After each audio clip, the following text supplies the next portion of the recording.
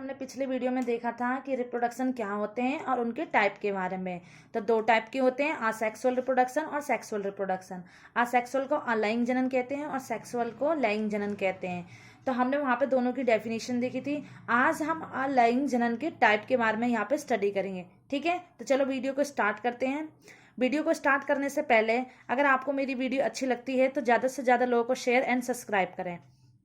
चलो स्टार्ट करते हैं। तो दिख रहा होगा आपको जो अलैंगिक जनन है ये कितने 5 टाइप्स के होते हैं, आप सभी के सामने दिख रहा है। तो फर्स्ट यहाँ पे दे रखा है फीजन, जिसे हम विखंडन कहते हैं। सेकंड इज बीजाणु जनन, स्पोर फॉर्मेशन, पुट्टी भवन, इंसिस्टेशन, मुकुलन, बडिंग, खंडीकरण, फ्रेगमेंटेशन। खंडीकरण यानी जिसे हम फ्रेगमेंटेशन कहते हैं, इसे हम सेकंड रीजनरेशन भी कहते हैं। तो चलो एक एक को स्टार्ट करते हैं। तो यहाँ पे फर्स्ट दे रखा है विखंडन, जिसे हम कहते हैं फीजन। तो विखंडन का मीन्स ही होता है विखंडन, यानी किसी भी चीज का खंडन होना, टूटना। तो ऐसे एनिमल जो टूट कर एक नया ऑर्गेनिज्म बना लेते हैं उन्हें हम क्या कहते हैं, विखंडन कहते हैं। ठीक है, यहाँ पे डाउट क्लियर, आगे पहुंचे। तो जो विखंडन है ये कितने दो टाइप के होते हैं, दिख रहा होगा आपको। फर्स्ट इज द्विखंडन, तो आप नाम से याद कीजिए। दुई दुई माने दो, विखंडन माने वही टूटना। तो देखो नाम पीछे लग गया है यहाँ पे विखंडन, तो आप समझ सकते हो कि विखंडन किसके, यानी द्विखंडन विखंडन का ही टाइप है। ठीक, तो इंग्लिश में भी आप याद रख सकते हो बाइनरी फीजन। तो बाइनरी का मीन्स ही होता है दो। तो ऐसे एनिमल्स जो टूटेंगे तो सही, बट ये दो इक्वल पार्टों में ही टूटेंगे। आगे समझ में, तो उसको हम क्या कहते हैं, द्विविखंडन कहते हैं। Doubt clear. तो यहाँ पे मैं आपको एग्जाम्पल के थ्रू समझाती हूँ। यहाँ पे अमीबा, पैरामीशियम भी आप लिख सकते हैं। पैरामीशियम भी द्विविखंडन का एग्जाम्पल है। तो अमीबा आप सभी के सामने यहाँ पे अमीबा का स्ट्रक्चर बना हुआ है। तो देखो अमीबा के अंदर एक होता है फूड वैक्यूल्स। फूड वैक्यूल्स उन्हें कहते हैं जब ये फूड को इंडेक्ट करते हैं, अंदर अपनी तरफ लेते हैं, तो वहां पर एक फूड वैक्यूल्स बन जाता है। ठीक, अब ये फूड किसके थ्रू लेते हैं, पीसेडोपोड के थ्रू लेते हैं। पीसेडोपोड को हम कूट पाद भी कहते हैं, यानी झूठे पैर होते हैं इनके। आगे समझे, जब इन्हें फूड की रिक्वायरमेंट होती है तो ये क्या बना लेते हैं, पीसेडोपोड बना लेते हैं। आगे समझ में, आगे देखते हैं यहाँ पे न्यूक्लियस। न्यूक्लियस वो रीजन होता है जहां पे एक नए ऑर्गेनिज्म का रीजनरेट होता है। ठीक, यानी अमीबा के अंदर न्यूक्लियस क्या करेंगे, आपस में से डिवीजन करेंगे और एक नया ऑर्गेनिज्म का निर्माण करेंगे। कैसे, तो यहाँ पे दिख रहा होगा अमीबा ने धीरे धीरे अपना शेप चेंज किया। अब ये धीरे धीरे आपको यहाँ पे एक न्यूक्लियस दिख रहा है, ये सेपरेट हो गए बीच में से धीरे धीरे, यानी दोनों एक पोल की तरफ खिंचने लगे।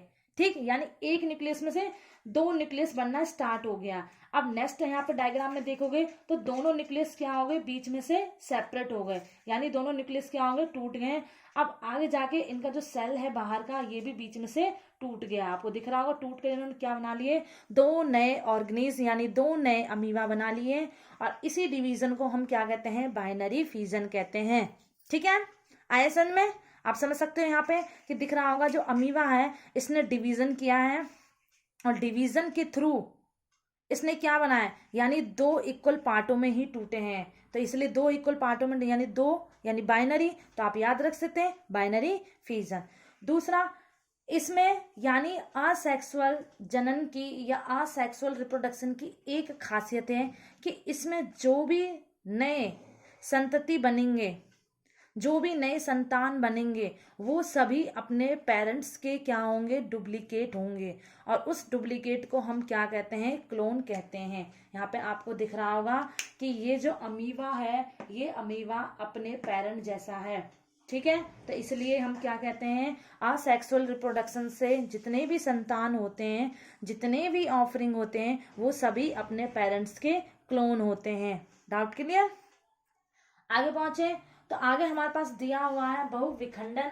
तो बहुविखंडन जैसे नाम से आपको पता चल रहा है, मल्टीपल फीजन, यानी इसके अंदर भी क्या होंगे, ऑर्गेनिज टूटेंगे। बट बहु का मीन्स होता है कि एक से अधिक पार्टों में, मल्टीपल पार्टों में। एग्जाम्पल के लिए अमीबा एंड प्लाज्मोडियम। तो अमीबा के अंदर भी ऐसा प्रोसेस होता है जब इनमें प्रतिकूल परिस्थितियां होती है, यानी इनके अकॉर्डिंग इन्वायरमेंट नहीं होता है, जब ये क्या करती है, मल्टीपल फ्यूजन करती है। वरना कॉमनली ये क्या करती है, बाइनरी फ्यूजन करती है। प्लाज्मोडियम अगर हम प्लाज्मोडियम की बात करें तो ये एक पैरासिटिक है, पैरासिटिक बोले तो परजीवी, यानी ऐसे एनिमल जो दूसरे पर रहकर अपने लाइफ को सरवाइव करते हैं। आगे समझ में। तो ये जो प्लाज्मोडियम है ना, ये मॉस्किटो यानी मच्छर के अंदर प्रेजेंट होते हैं, यानी उस पर रहकर अपने जीवन को सरवाइव करते हैं। आया समझ में। कैसे हमें देखे होंगे कि देखो, हम दिन में कहीं पे भी बैठे, कॉमन सी बात है, हमें एक दो मच्छर तो ऐसे ही खा जाते हैं, लेकिन हमें मलेरिया नहीं होता है। लेकिन उन मच्छरों के अंदर कुछ मच्छरों की ऐसी प्रजाति होती है, उनका नाम होता है मादा एनाफ्लीज, यानी जो मादा एनाफ्लीज है ना, उसके अंदर ही ये प्लाज्मोडियम यानी ये पैरासिटिक प्लाज्मोडियम प्रेजेंट होगा। और जब हमें वो मादा एनाफ्लीज काटती है, तब हमें मलेरिया हो जाता है। क्यों हो जाता है? क्योंकि जैसे उसने हमें काटा, तो वो अपने इस प्लाज्मोडियम को, अपने परजीवी को हमारे अंदर, ह्यूमन के अंदर इंजेक्ट कर देती है, और जिसके थ्रू हमें क्या हो जाता है? मलेरिया। यानी ये प्लाज्मोडियम हमारे ब्लड के अंदर जाकर और एक प्लाज्मोडियम से मल्टीपल प्लाज्मोडियम बना लेते हैं, और जिससे हमें क्या हो जाता है? मलेरिया हो जाता है। ठीक, तो डाउट क्लियर। तो इस तरीके से प्लाज्मोडियम हमारा किसका एग्जाम्पल है? इस मल्टीपल फिजन का। देखो, ये हमारा बोर्ड के एग्जाम से भी रिलेटेड है।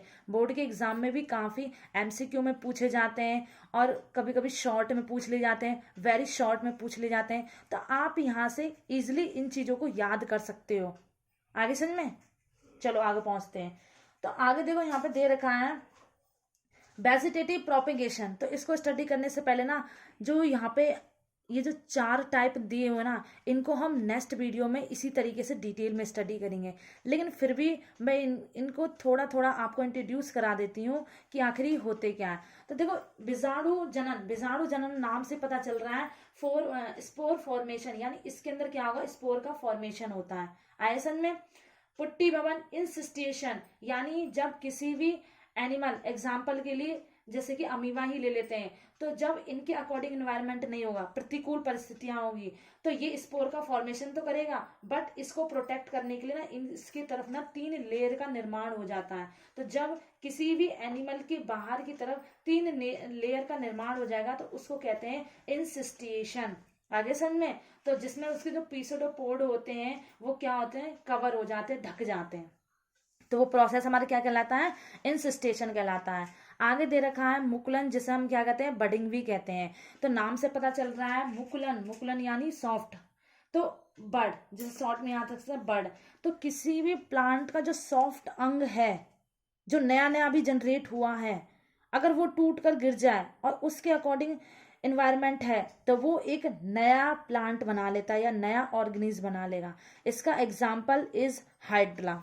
ठीक, आगे समझ में। हाइड्रा इसका बेस्ट एग्जाम्पल है। जब हाइड्रा का एक जो नया बर्ड निकलता है और वो बर्ड टूट कर गिर जाता है, तो वो एक नया हाइड्रा का प्लांट का फॉर्मेशन कर लेता है। तो उस प्रोसेस को क्या कहते हैं? हम बडिंग फॉर्मेशन कहते हैं।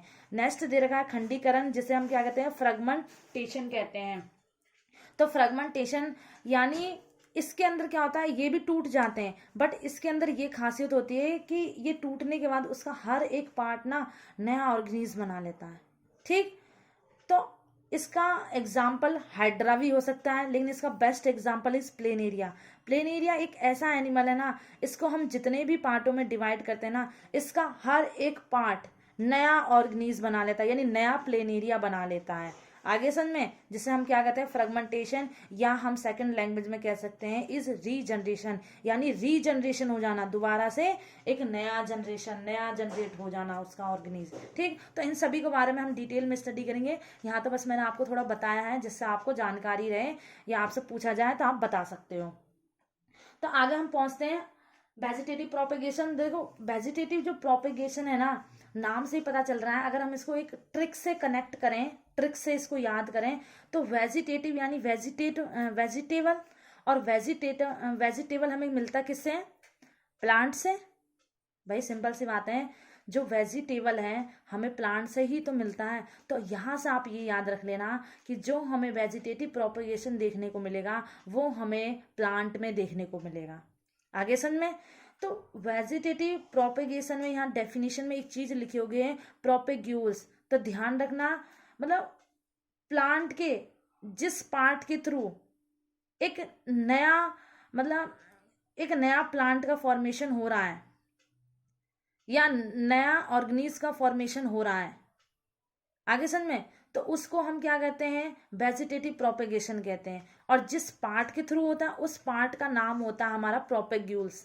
आगे समझ में, यानी वेजिटेटिव प्रोपेगेशन हो रहा है, हमें क्या पता किस पार्ट से हो रहा है, जैसे स्टेम हो रहा है, रूट से हो रहा है, तो स्टेम के किस पार्ट से हो रहा है। आगे समझ में, हम देखेंगे स्टेम, जैसे कि मान लो हम किसी का रूट पार्ट खाते हैं, किसी का स्टेम पार्ट खाते हैं, तो हमें क्या पता होगा कि इसके स्टेम पार्ट के किस भाग से हो रहा है। तो उसके जिस पार्ट से एक नया ऑर्गेनिज्म का जनरेशन होता है या जनरेट होता है, तो उसको हम क्या कहते हैं, प्रोपेग्यूल्स कहते हैं। अभी हम इसको एग्जाम्पल से भी स्टडी करेंगे। तो डेफिनेशन देख लेते हैं। जनक के शरीर में एक प्रवर्ध प्रोपेग्यूल्स का निर्माण होता है और ये है जो प्रवर्ध है नए जीव का निर्माण करता है। आगे समझ में, और अनुकूल परिस्थिति में ये विभाजित, यानी जब इनको अनुकूल परिस्थिति दिखेगी तो वही प्रोपेग्यूल्स क्या होगा, विभाजित हो जाएगी, डिवीजन हो जाएंगी और एक नया प्लांट का फॉर्मेशन कर लेंगे। जैसे एग्जांपल के लिए आप यहाँ देख सकते हो, आलू में आंख कलिका, अदरक में राइजोम, अगेव में बुलविल और ब्रायोफिलम में पर्णकलिका, जलकुंभी में भूस्त्रिका। तो इनको देखते हैं एक एक करके। तो देखो मैं आपको यहाँ का एनसीईआरटी में डायग्राम दिखाती हूँ। देखो आप यहाँ देखिए, दिख रहा होगा आपको क्लियर से, ये दिख रहा है आलू, ठीक है। तो आलू के अंदर मैंने आपको यहाँ पे दिया था कि आलू की आंख कलिका के थ्रू क्या होता है, एक नया प्लांट का फॉर्मेशन होता है। तो आप याद रखिए यहाँ पे कि यहाँ पे दिख रहे होंगे आपको आलू का, जब आप अपने घरों में लाते हो तो वहाँ पे ना छोटे छोटे ना बर्ड जैसे बने होते हैं, छोटी छोटी सी। आगे समझ में, तो इस बर्ड को ना क्या कहते हैं, हम आलू की आंखें कहते हैं। और इस आंखों के थ्रू ही क्या होता है, एक आलू का नया प्लांट बनाया जा सकता है, यानी कम टाइम में ही। आगे समझ में, तुमने देखा होगा जब आलू कई टाइम पुराना हो जाता है तो उसमें छोटे छोटे से ना ऐसे बर्ड निकल जाते हैं, ऐसे आई निकल आती है। तो इन आई में से छोटे छोटे देखेंगे प्लांट भी निकलना स्टार्ट हो जाते हैं। तो जब ये प्लांट निकलना स्टार्ट हो जाते हैं तो इनके थ्रू एक नया पोटैटो का प्लांट बन जाएगा। सिंपल सी बात है। तो भाई ये बन किसके थ्रू रहा है, भाई उसके आलू के आंख के थ्रू ही तो बन रहा है। आपको दिख रहा है आलू की आंख के थ्रू ही तो बन रहा है। तो इसलिए हम कह सकते हैं कि इसके वेजिटेटर, देखो हम इस पार्ट को खाते हैं ना, वेजिटेटिव हुआ ना, वेजिटेबल हुआ, याद रख सकते हैं।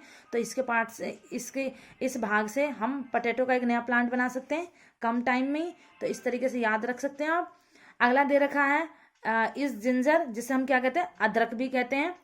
तो देखो यहाँ पे दिख रहा है आपको राइजोम, दिख रहा है। तो राइजोम अगर ये ना एक रूट लाइक स्ट्रक्चर ही होता है, तो इस राइजोम के थ्रू ना जिंजर का एक नया प्लांट बनाया जा सकता है। आगे समझ में। नेक्स्ट अगर हम देखें तो ये हमारे पास दे रखा है अगेव का बुलविल प्लांट। आप देख सकते हैं यहाँ अगेव का बुलविल प्लांट। तो अगेव एक ऐसा प्लांट है जिसमें जो एक इसका हम नया प्लांट अगर बनाएं तो उसके ना बुलविल पार्ट से ना अगेव का एक नया प्लांट बन जाता है। अगर ये टूट कर कहीं गिर जाए, सूटेबल एनवायरनमेंट दिखेगा तो ये क्या करेगा, अगेव का एक नया प्लांट बना लेगा। ठीक, डाउट क्लियर। आगे देखें तो आगे हमें दिख रहा होगा ब्रायोफिलम। देखो ये ब्रायोफिलम है ना, उसकी ये लीफ है जिसे हम दूसरी लैंग्वेज में क्या कहते हैं, तिल चट्टा भी कहते हैं। आगे समझ में। तो इसकी तिल चट्टे यानी इसके दिख रहे होंगे साइड साइड में पर्णकलिका का मीन्स होता है इसके पत्ते से ही दिख रहा होगा, इनकी लीफ लाइक स्ट्रक्चर दिख रही है। और इसके लीफ में से आपको देखो छोटे छोटे रूट लाइक स्ट्रक्चर दिख रहे हैं। और यही रूट क्या होता है, यहाँ से छोटे छोटे जैसे जैसे रूट निकलना स्टार्ट हो जाते हैं तो इसमें से छोटी छोटी लीफ निकलना स्टार्ट हो जाती है। तो देखो ये भी इसके वेजिटेटिव पार्ट से हुआ, ये भी इसके वेजिटेटिव पार्ट से हुआ, आलू में भी वेजिटेटिव पार्ट से और जिंजर में भी वेजिटेटिव पार्ट से। लास्ट हमारा दे रखा है जलकुंभी। तो देखो जलकुंभी यानी जल के अंदर रहता है और गहराई में रहता है ये, नीचे इसके रूट, तो इसलिए हम इसे जलकुंभी कहते हैं। ये जल का राजा है। आगे समझ में। इसके ऊपर एक स्टोरी भी है, जब हम इसको आगे देखेंगे तो मैं इसको बताऊंगी।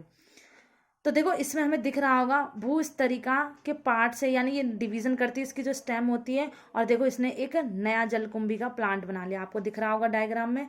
तो इस तरीके से ये सब क्या है, सब किसी ना किसी प्लांट के